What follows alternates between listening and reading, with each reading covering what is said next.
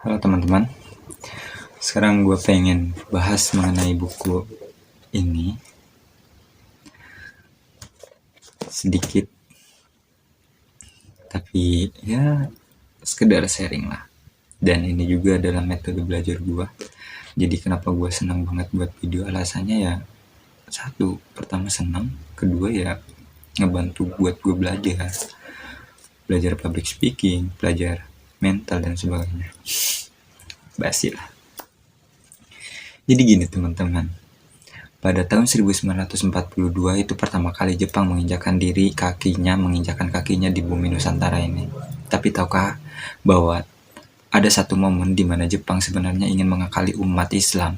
Namun, para kiai sudah lebih dahulu membangun komunikasi yang cukup intens dan merancang bagaimana untuk melawan penjajah pada masa itu, pada masa Jepang, kolonial Jepang. Jadi, yang tadinya Jepang ingin memanfaatkan umat, malah sebaliknya, Jepang diakali oleh para ulama gitu. Singkatnya seperti itu. Lalu apakah kita menipu Jepang? Kalau misalkan seperti itu, sama seperti yang ditanyakan oleh Kiai Haji Saifuddin Johari kepada Kiai Haji Wahid Hasyim pada waktu itu. Jadi for your info, Kiai Haji Wahid Hasyim itu adalah salah satu putra dari Kiai Haji Hasyim Asy'ari. Beliau bertanya apakah hal demikian berarti kita menipu Jepang. Lalu dijawab oleh Kiai Haji Wahid dengan jawaban, ente jangan lupa. Jadi kurang lebih seperti itulah. Ente jangan lupa, Nabi pernah berkata dalam peperangan, al-harbu kid'ah. Jadi peperangan itu penuh dengan tipu muslihat. Jadi pada masa ini kita sedang ada di zaman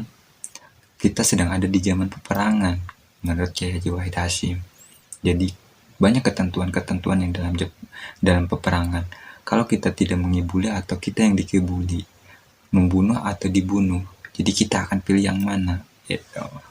Sekilas. Jadi gini teman-teman, kita tahu Jepang pada masa itu menerima perlawanan yang cukup keras dari para ulama dan para kiai, para santri pada masa itu. Karena kenapa? Ada dua pelopor pada waktu itu, Kiai Haji Hasyim Asy'ari dan Kiai Haji Mahfud Siddiq, ketua PBNU.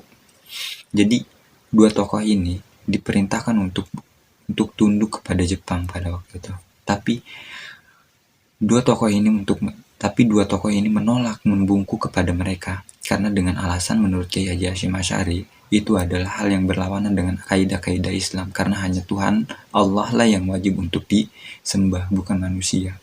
Oleh karena itu, dua orang tersebut, Kiai Haji Hasyim Asy'ari dan Kiai Haji Mahfud Siddiq, itu dijebloskan ke penjara.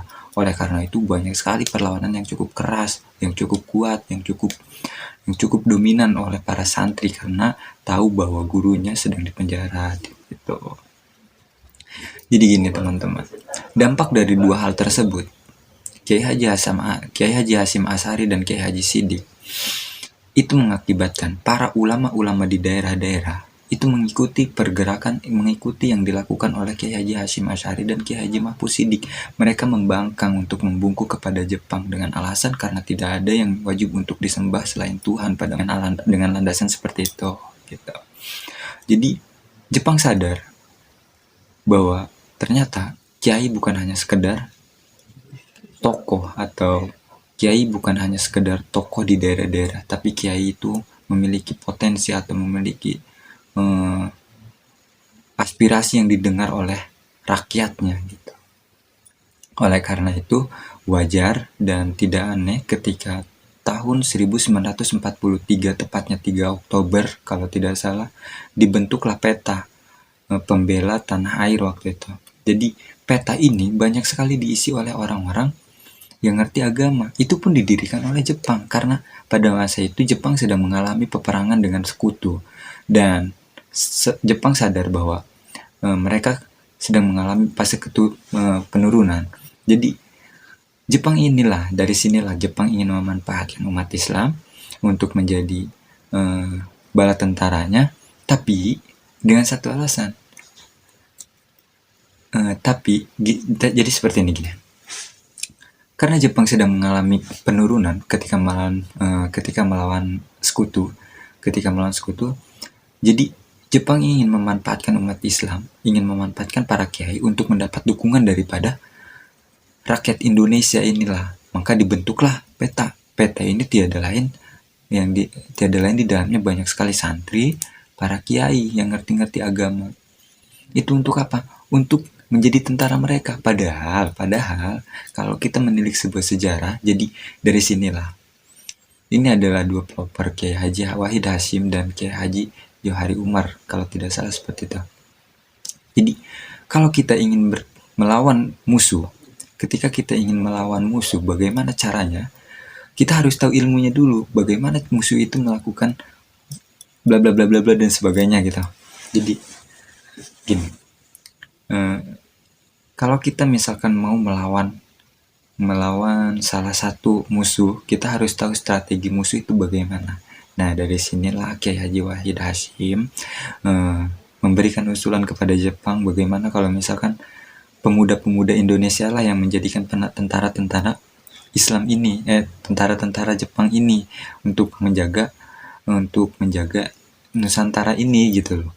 Jadi yang profesional itu diangkut untuk melawan sekutu.